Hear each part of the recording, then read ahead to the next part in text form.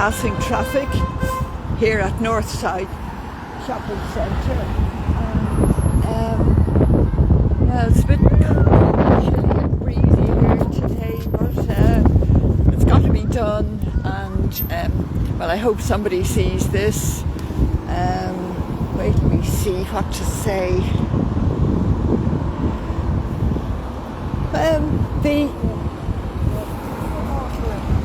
Will I? Yeah. Can you hold it by yourselves? Yeah, okay, I have to untangle myself from the string. Sorry, guys. Oh, I tied the string around my foot to stop the planner from blowing.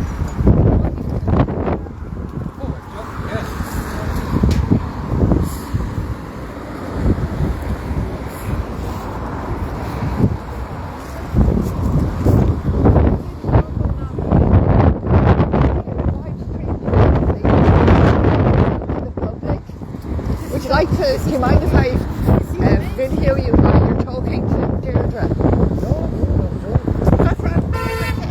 So what were you just about to say? We were just talking about Jim and you knew about it for ages. Yeah. As it was. Yeah. How do you forget that 16 years ago you owed 3,300? But even with the whole story, it was a journalist that was renting that apartment out. There's more going on there now. Like, so, if somebody owed me money, I'd be... And I know the man was knocking on the door. But there's something not right about the whole story. And it's kind of saying to you, there's more going on there now than what Fianna Fáil are telling us. Oh, definitely. And that goes back down to, we don't trust the politicians. They're telling us to vote this way. And he'll be on the ballot paper. That's the gas thing about it. He's going to be on the ballot paper. Catherine Connolly, lefty, you know, and then a woman that's married to an Irishman. That's our choice. That is our choice, and that's who we have to vote for. Like it or lump it. No, it's sick. The worst thing is that we have other candidates. There's 6 other candidates. Della Hunty, Steen, and the third person. I can't remember the name. But like, Della Hunty was making good points about the economy. Gavin somebody. Gavin, was that the other third person? Like, to tell your party members, the county councils, you are not to nominate anyone else except, you know, the party.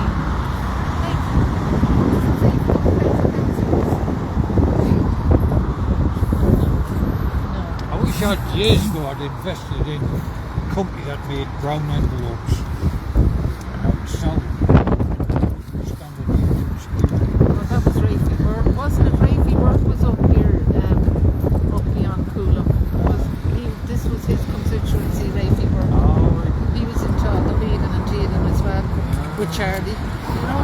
Oh, yeah. So anyhow, you're going to be spoiling your vote? Definitely. Good. Definitely. Good. And what do you put on it? Will you say... I'm on video, I can't say it.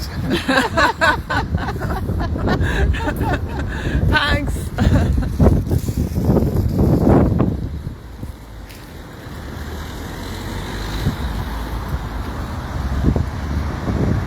Okay, we're nearly blown away, but we're only here a few minutes, so we'll be here for another good bit.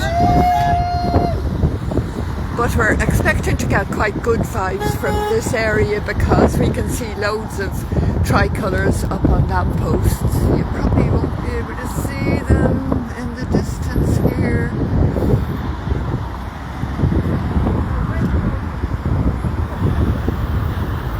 Okay, we were just saying a few minutes ago about how undemocratic the whole process is, even before this fiasco this time.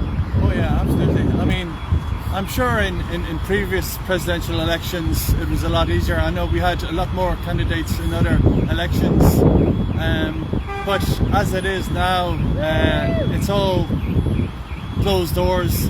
It's all shut up. No one from the county council's elected anyone this time around.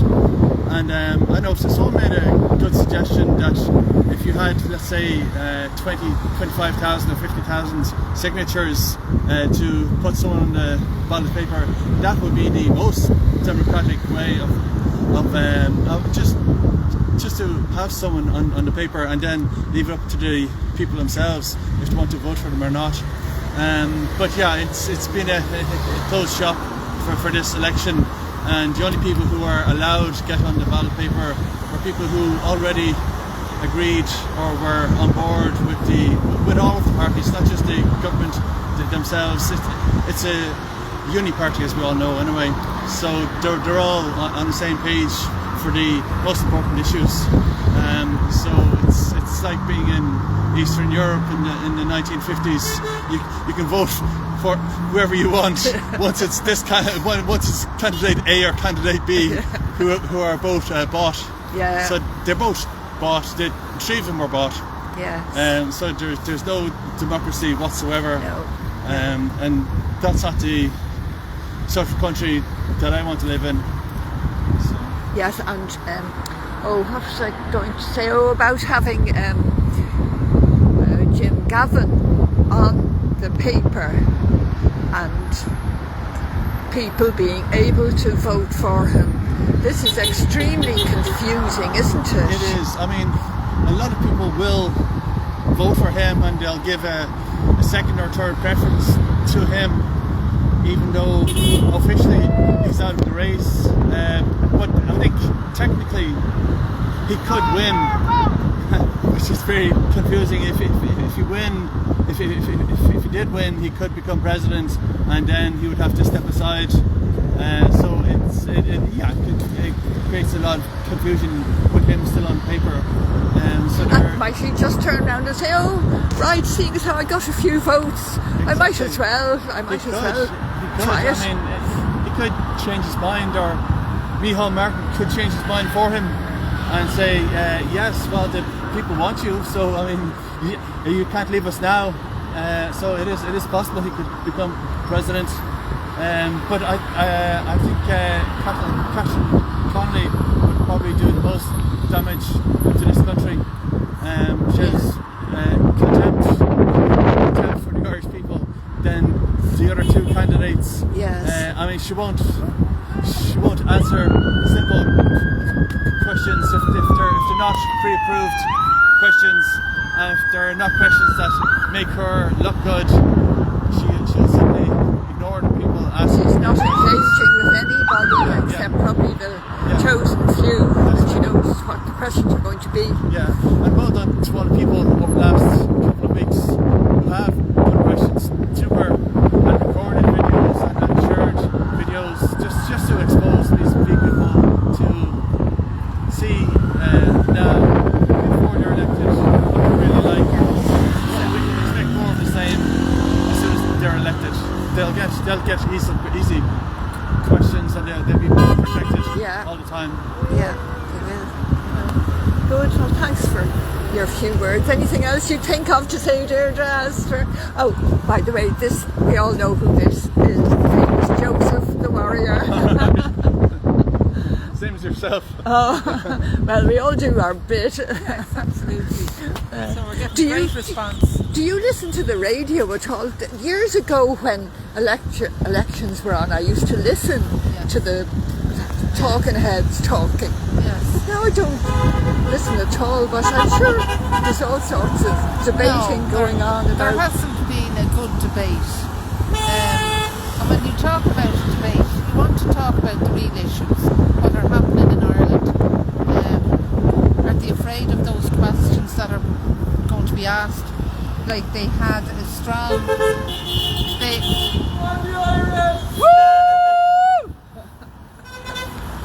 With Maria Steen, there was in social media they were saying she had a very strong possibility of topping the poll, and they want to safeguard against this because she's a great debater.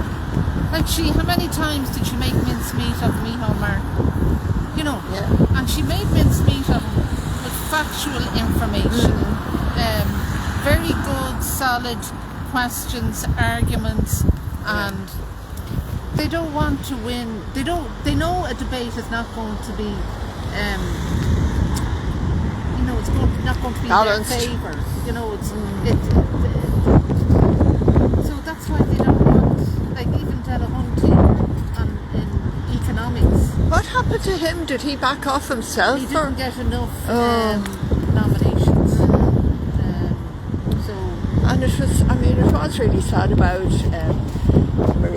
Maria Steen, is it? There was one councillor, And she was only short only 2 5 votes. or 10 minutes away from going in, and they closed it up.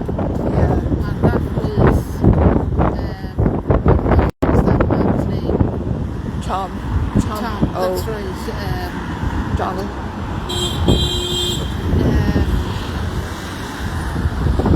And then Michael McDougall. What was Michael McDougall's reason for not nominating? I thought that was shameful. I really did. Well, it reflects very badly on democracy. Yes. Even if he wasn't going to vote for him. Yeah. You know, That was really awful. I don't know. Like, what has happened with, like, everything is collapsing, really. And what about the judgment that we're all going to be waiting with them? Bated breath on the 24th? No, the day before. Or is it the day? Is it the day before? The day before Election. So people can come to a decision. The voting is on Friday, and the judgment will come out on the Thursday.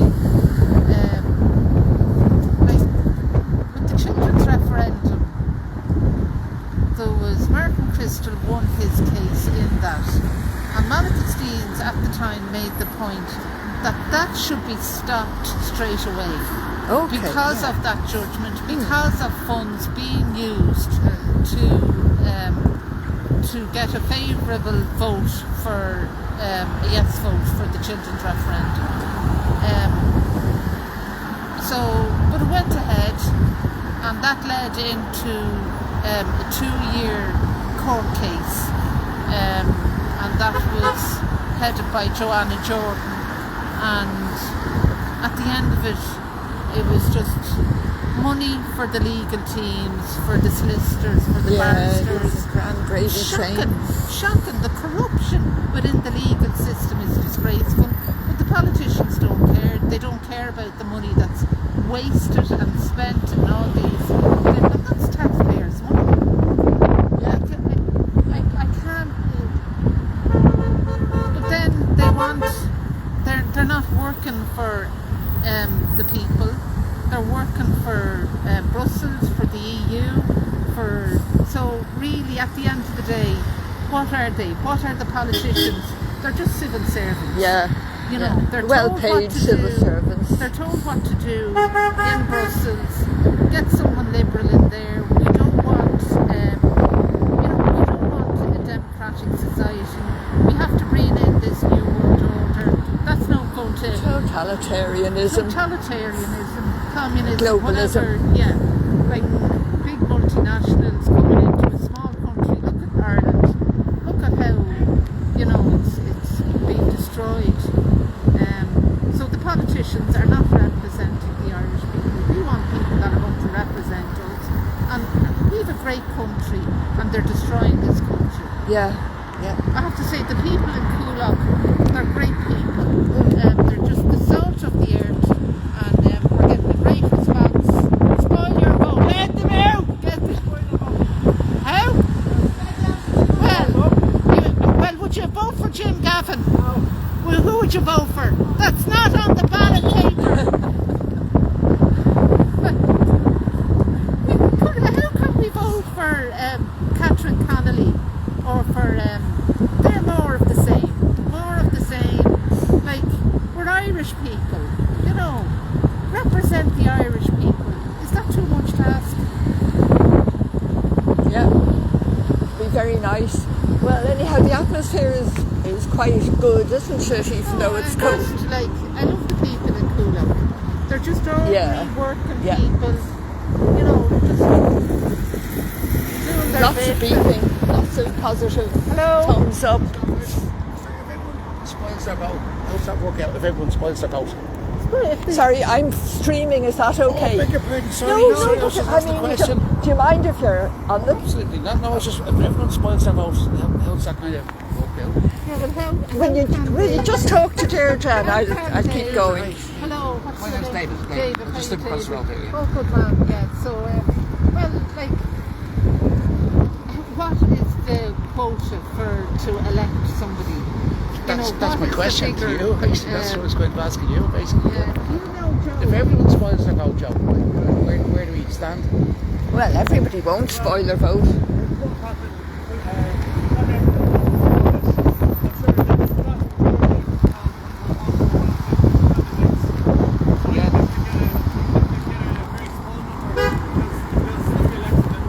Exactly, yeah, so it's... Well, we're sending a clear message. It's absolutely, I agree with you 100%. It's nothing but it. Yeah, absolutely. It doesn't really stop anything. It's just the next presidential election.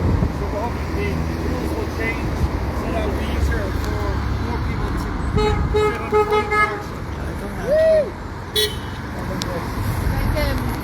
what they're saying at the moment is, now this is the mainstream media, they're saying about 6% of people that are going to spoil the vote. Now there was a press release yesterday in Boswell's Hotel. 6 business people, Declan Gandhi was one of them, 2 other people I recognised from social media. I didn't recognise the woman, but what they're saying is, in the last vote, you know where they wanted to take the mother out of the Constitution, those 3 votes? Yes. And the people clearly said, no, we don't want this. Women have their rightful place and recognition in the Constitution. And then the same figure was given to say, oh yeah, this will pass by the government. So they're thinking, and even from the reaction of today, that the percentage will be higher than 6%. But the question you're asking is very valid. Yeah, so I'm actually curious. We must look at that. I'm actually kind of outside the box there on this. The other thing that where do I go and all that. Yeah, no, it's you know. Heather Humphreys. Heather Humphreys, my head is blank. Who are you I trying to... don't blame you standing out here in this weather. But Jim Gavin is on the ballot sheet. What happens if he gets the majority? God knows, this will they country's in put him turmoil at the in? moment, Will anyway, they isn't it? put So him in only then to be ostracised for his carry-on? You know. it's not the country I grew up in anyway, that's for sure. No. True. Thanks for chatting.